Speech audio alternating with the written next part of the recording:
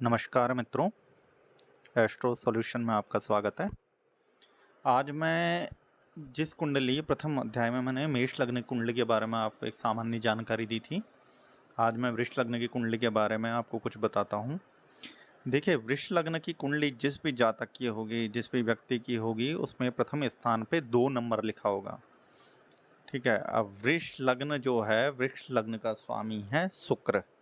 आप जैसे ये चार्ट देख रहे हैं, इसमें 2 से स्टार्ट हो रहा है। तो 2 क्या है? लग्न है, प्रथम भाव है, जिसे हम लग्न कहते हैं, जो कि एक सामान्य व्यक्ति को दर्शाता है।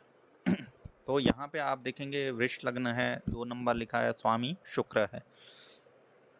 और इसके बाद अगर हम आगे चलते जाएंगे 2, 3, 4, 5, ठीक है, इसमें वृष लग्न की कुंडली में देखिए मैंने योग कारक कष्ट कारक लिखा है। अब इसे ऐसा मत समझिएगा जैसे मैं छठवें भाव में शुक्र की राशि ही है, ठीक है, तुला राशि है, शुक्र की 2 राशियां होती है, वृष राशि, तुला राशि।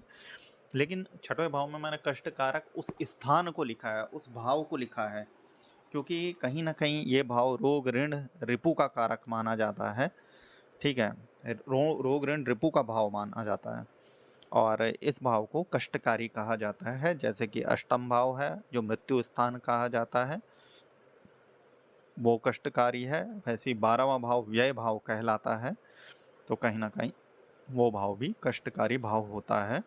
इसी तरीके से त्रिकोण में जहाँ पे मैंने योग कारक लिखा है, वहाँ पे वो भाव कुंडली में सबसे अच्छे माना जाते हैं, क्योंकि ये त्रिकोण के स्वामी जो होते हैं, ये कहीं ना कहीं लग्न को सपोर्ट करते हैं। यहाँ पे हम देखेंगे त्रिकोण के स्वामी सबसे पहले पंचम भाव देखेंगे। ठीक है, अब पंचम भाव से हम क्या देखते हैं? पंचम भाव वैसे संतान भाव और विद्या भाव कहा जाता है इसे सामान्य रूप से, लेकिन जो पंचम भाव है वो हमारी बुद्धि का होता है, हमारी संतान का होता है, हमारी मित्रता कैसे लोगों से होगी इसे ये दर्शाता है। देव भक्ति योग हमारे अंदर कितना होगा ये दिखाता है। हम अपने जीवन में कितने महान कितने बड़े कार्य करते हैं ये दिखाता है। हमारे विवेक को दिखाता है। किसी व्यक्ति के पास कितनी दूरदर्शिता है वो ये भाव दिखाता है। ठीक है, शेयर सट्टा लॉटरी राजनीति प्रतिभा, इन सभी के साथ साथ ये भाव काफ़ी काफ़ी बताऊंगा। मैंने आपको ये तो बहुत कम बताया है, एक भाव से हम काफ़ी चीज़ों को देख सकते हैं। स्त्रियों में ये भाव कहीं ना कहीं प्रेम से संबंधित भी ये भाव होता है। स्त्रियों में कहीं ना कहीं ये भाव गर्भधारण, जो गर्भधारण की शक्ति होती है महिला में, उसे भी ये दिखाता है। ठीक है, और ये भाव वाक वाक कला को भी कहीं ना कहीं प्रस्तुत करता है कि कोई व्यक्ति किस तरीके से किसी दूसरे व्यक्ति के बारे में बता सकता है, बोल सकता है। जैसे ये सामान्यतः ज्योतिष के मामले में मैं ये चीज़ें अभी कहूँगा। ठीक है, इसी तरीके से आप नवम भाव देखिए। ठीक है, नवम भाव में शनि महाराज की राशि है, जहाँ पे 10 नंबर लिखा है, मकर राशि, इसका स्वामी शनि होता है। वैसे ही जैसे पंचम भाव में आपकी कन्या राशि है, जिसका स्वामी बुध होता है। तो बुध इस कुंडली में योग कारक हुआ। दूसरा इस योग कारक है इस कुंडली में शनि महाराज हो गए। अगर वो कहीं ना कहीं 6, 8, 12 में ना हुए तो, क्योंकि 6, 8, 12 ऐसा स्थान है कि यहाँ पे शनि महाराज, मैं ये नहीं बोलूँगा कि बुरे प्रभाव देंगे, लेकिन जो उन्हें अच्छा प्रभाव देना चाहिए वो यहाँ पे नहीं दे पाएंगे। और आप एक चीज़ देख लीजिए, शनि महाराज थोड़ा धीमे हैं। शनि महाराज कर्मफल दाता हैं। शनि महाराज अगर भाग्य भाव में बैठे हैं तो थोड़ा भाग्य की जो उन्नति होगी वो थोड़ा देरी को दर्शाता है। अब जैसा नवम भाव है, नवम भाव से हम देखते हैं कि व्यक्ति भगवान के प्रति कितना आसक्त है। ठीक है, धर्म के प्रति कितना आसक्त है, व्यक्ति की संतान कैसी रहेंगी, व्यक्ति में भक्ति कैसे होगी, व्यक्ति का भाग्य कैसा होगा, व्यक्ति की जो संगत होगी वो साधु संगत होगी या दुष्ट लोगों की संगत होगी। ठीक है, और साथ में हमारी जो अपने गुरु लोग हैं उनके साथ हमारा कैसा व्यवहार होगा। ठीक है, ऐसी कई चीज़ों को हम यहाँ पे नवम भाव से देखते हैं, जो हमारा भाग्य भाव भी कहलाता है। अब इसमें देखिए, इसमें जो लग्न का स्वामी है वही छठवें भाव में आ गया है, जो रोग ऋण रिपु है। तो कहीं ना कहीं शुक्र को शुक्र ने अपने पास एक घर तो वो रखा है जो लग्न का है, एक घर उसने छठवां भाव रखा है। छठवां भाव इसलिए रखा है कि कहीं ना कहीं शुक्र उस चीज को कंट्रोल करे, अपने इस बुरे घर में आके स्वयं ही इस घर को कंट्रोल करे, क्योंकि कहीं ना कहीं ये रोग ऋण रिपु लड़ाई, ठीक है, विपत्ति शत्रु, इन चीज़ों का तो है। कहीं ना कहीं ये नौकरी का कारक भी है, ठीक है, नौकरी में आप कितनी प्रगति करते हैं इन चीज़ों का कारक भी है। अगर शुक्र लग्न का स्वामी होकर त्रिकोण में बैठा है या केंद्र में बैठा है तो कहीं ना कहीं वो इस भाव संबंधी लाभ भी व्यक्ति को जरूर देता है। अब यहाँ पे देखेंगे 8वें भाव में, अष्टम भाव में गुरु महाराज जी, यहाँ पे गुरु महाराज जी की राशि धनु राशि है, ठीक है। गुरु महाराज जी को दूसरा घर मिला है एकादश भाव जो लाभ भाव है।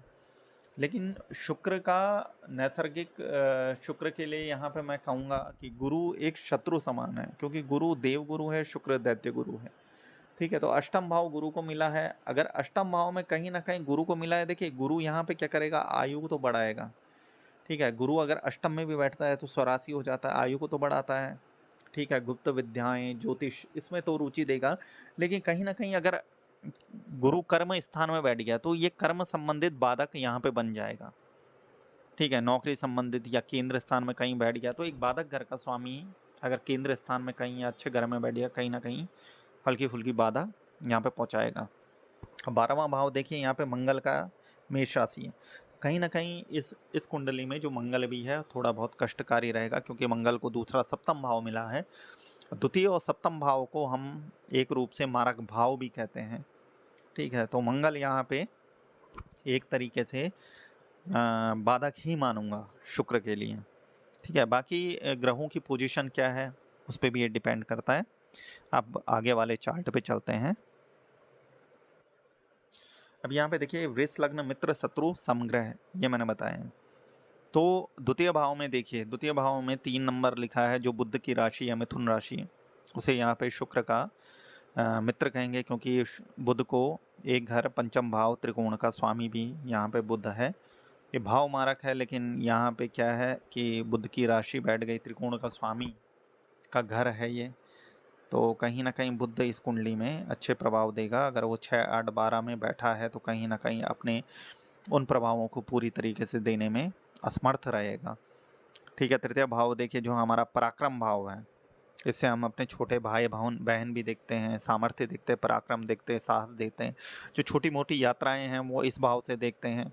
हमारे ये गला कान हाथ पैर इन चीज़ों का भी ये भाव थोड़ा बहुत कारक होता है, ठीक है। यहाँ पे चंद्रमा है तो चंद्रमा कहीं ना कहीं इस कुंडली में इतना महत्वपूर्ण नहीं है, क्योंकि शुक्र का शत्रु है। महत्वपूर्ण का मतलब है मित्र नहीं है तो अच्छे प्रभाव नहीं देगा, ठीक है।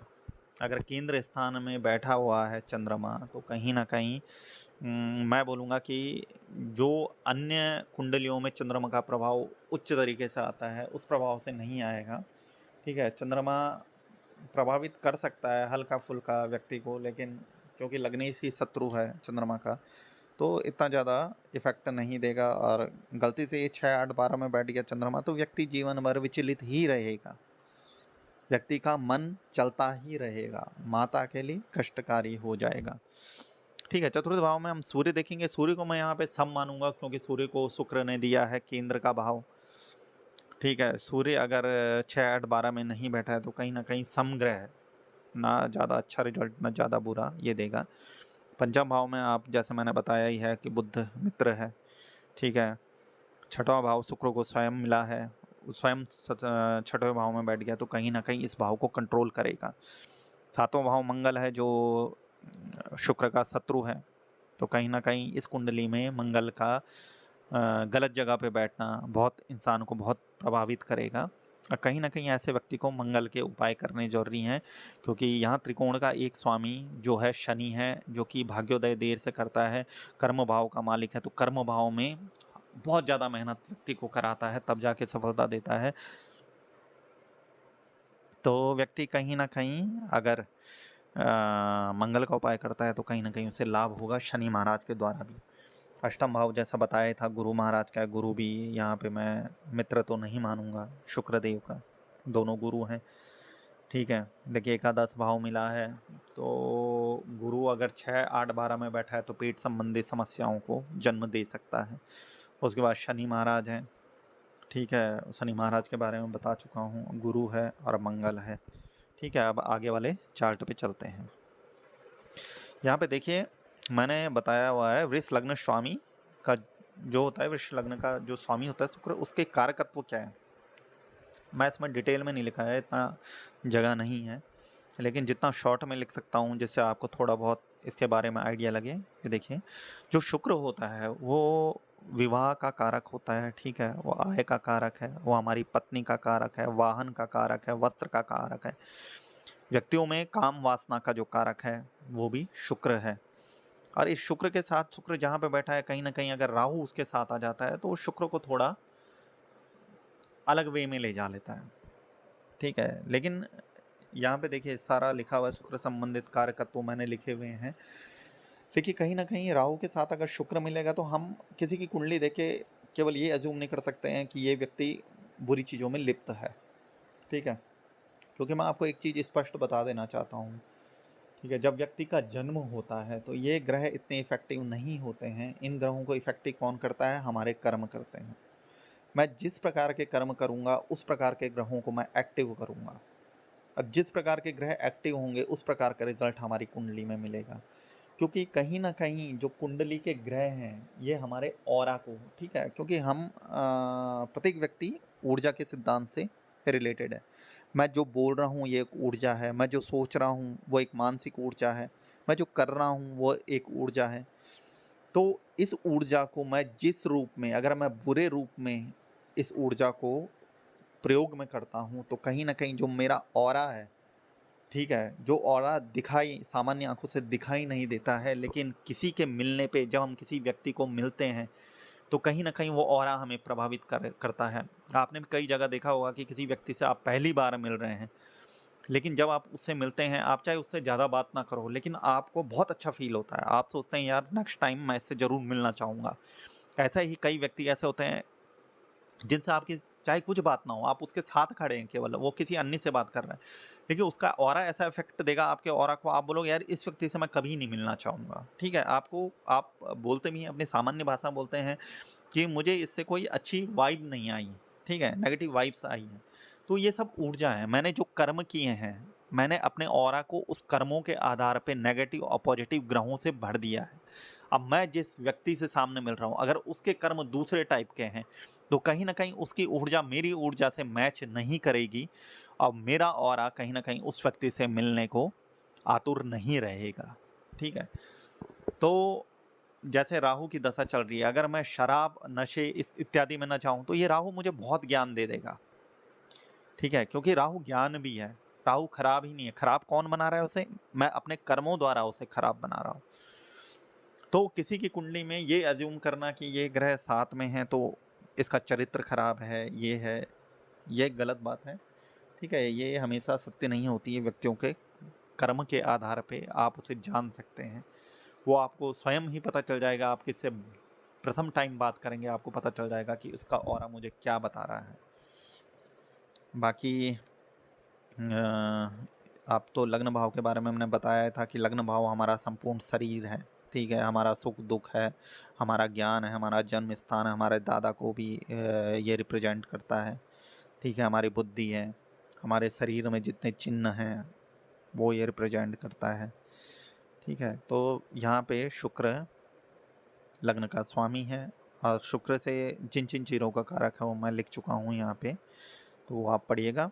यहाँ शुक्र की जो उच्च राशि है वो मीन है, मीन राशि में शुक्र हमेशा उच्च का होता है, क्योंकि गुरु ज्ञान है, शुक्र भी ज्ञान है, लेकिन उस ज्ञान को हम अपने कर्मों द्वारा नेगेटिव या पॉजिटिव लेते हैं, इस पे काफ़ी कुछ डिपेंड है, ठीक है। इसी के साथ ये वाला मैं समाप्त कर रहा हूँ। आगे एक नई कुंडली लेके आऊँगा आपके सामने।